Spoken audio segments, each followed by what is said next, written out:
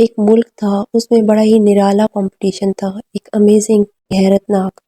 بادشاہ تو بادشاہ ہوتے ہیں، ان کی مرضی، وہ جو چاہیں کریں۔ بادشاہ نے اعلان کر دیا کہ پورے ملک میں چیک کرو کہ سب سے بڑا بیوقوف کون ہے، تو اس کو انعام دیا جائے گا۔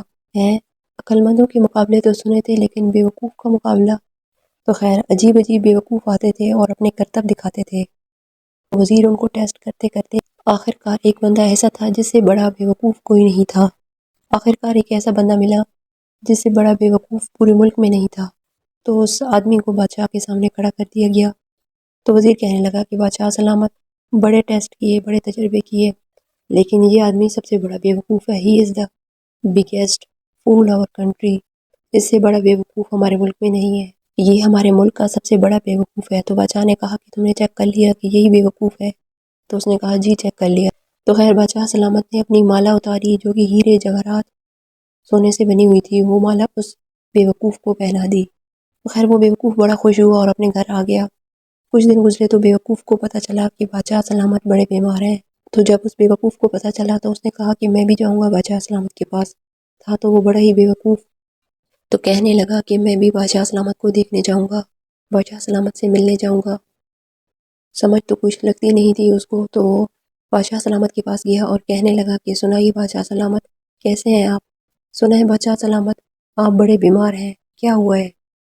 بادشاہ بہت زیادہ بیمار تھا اور آخری لمحات چل رہے تھے بادشاہ کے۔ تو بادشاہ سلامت نے کہا کہ میں اس جہان کو چھوڑ کر جانے والا ہوں۔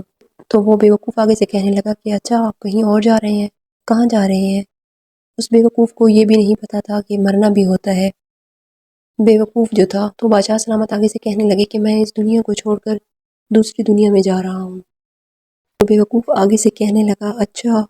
تو بیوقوف کہنے لگا کہ بادشاہ سلامت یہاں پر تو آپ کا بہت بڑا عالیشان محل ہے اور بہت بڑے بڑے بیڈ رومز ہیں، اور آپ جدھر جا رہے ہیں وہیں پر آپ کا عالیشان محل ہے۔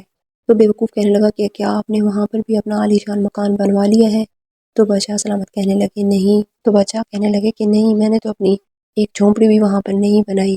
بادشاہ سلامت، میں دیکھتا ہوں کہ آپ کے پاس تو بڑا ہی مال ہے، اور آپ تو بانٹتے ہی سونا ہی ہیں، اور سونے اور ہیرے کے جواہرات موجود ہیں آپ کے پاس تو سونے اور ہیرے جواہرات کے ڈھیر لگی ہوئے ہیں، جہاں پر جاؤ وہیں پر سونا ہی سونا موجود ہے۔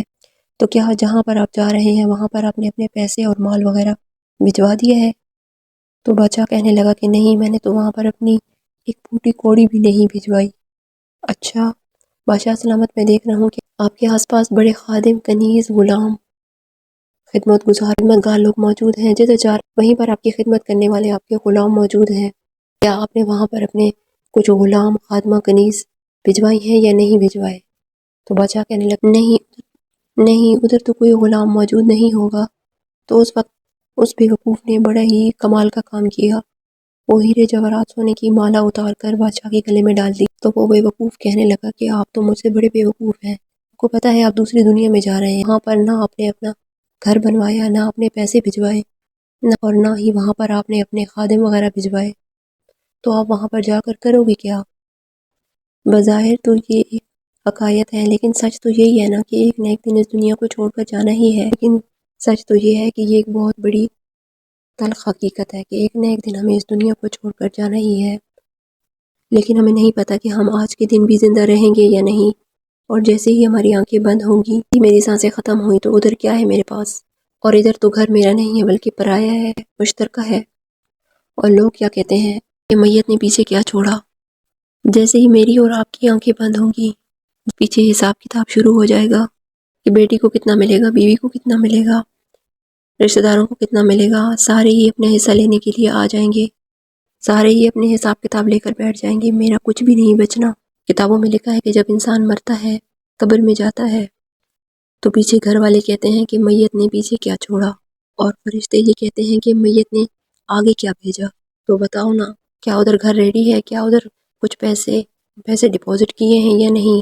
کہ جو اللہ فرما رہا ہے کہ اپنا خزانہ میرے پاس جمع کرواؤ، میں تجھے لوٹاؤں گا، کیا اللہ کے اپنا خزانہ جمع کروایا ہے یا نہیں؟ تو یہ بات سوچنے کی ہے کہ سب کچھ ادھر ہی رہ جائے گا، کہ میں کتنا کھا لوں گا اور کتنا پہن لوں گا، جو پڑا ہوا ہے سارے کا سارا ادھر ہی رہ جانا ہے۔